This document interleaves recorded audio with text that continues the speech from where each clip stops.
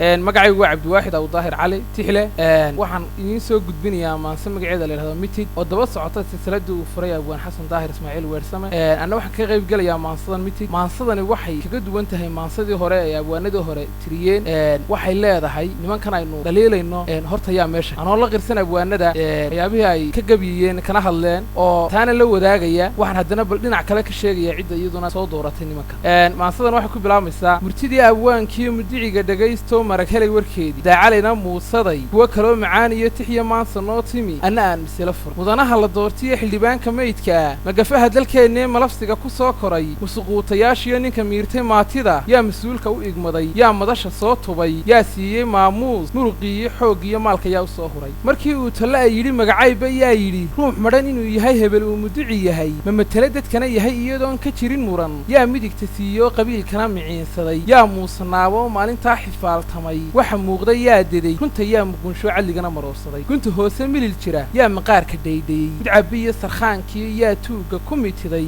miliitana yaa muftiga ka doorbiday madaarada ninkaa gaday dekadiyo macdanili yaa bacad u soo maray alweynta yaa xushay malaalkana ku soo tabcay yaa maryaha u soo xishbaray macaluul dadkoo go'ay malluun taagan idilkood hebel inuu macaasho malab iyo macaan cuno yaa u soo mashxaradu isna maanta quutaa miidaamo dhegal iyo madxiyay nimaan maqal yaa muku ku doortu isna maanta baal maray dhada yaa u dhiga moog qodax yaa ka suga midho gabno yaa ka dhiga madi miiraalo roob iyo dhulumayay ku taagsaday yaa mugdi ka doorbida biyahoo mushaaxana yaa miirta huubada masas yaa dhaqdoo korsha saqda dhexana mayraca isna micida hoosiyo yuu gowska mariyaa ummad yahay maqiiqani ummad yahay muqlaysani hadba ummad yahay maqiiqani ummad yahay muqlaysani hadba mawjad wadataa murkacada ku haysiyo muurugada kumaa dhalay siciriirta kumaa jaray mustambeedka yaa jira micnaheedu wuxuu yahay maxaa loogu dudayaa maxaa loo hirdiyayaa mugdigaa adaa jecel imaandhow isfaalle oo codkaaga miisaan madaxtooyadeennuna marfash lagu barjeeyey inay noqoto meel guran hadba yimaado ruux madhan taa yaa mas-uulka ah midhar kalena aan dhigo weersamow ma raysliya gobonnimadu waa magac meeqaam sarreeyiyo meel la gaadho weeyaan ee teennu waa meyd hadba tuugu mehersado su'aal kalena meeshiyo aan madasha soo dhigo dadkan moorka lagu xidhay kurka mareegta loo sudhay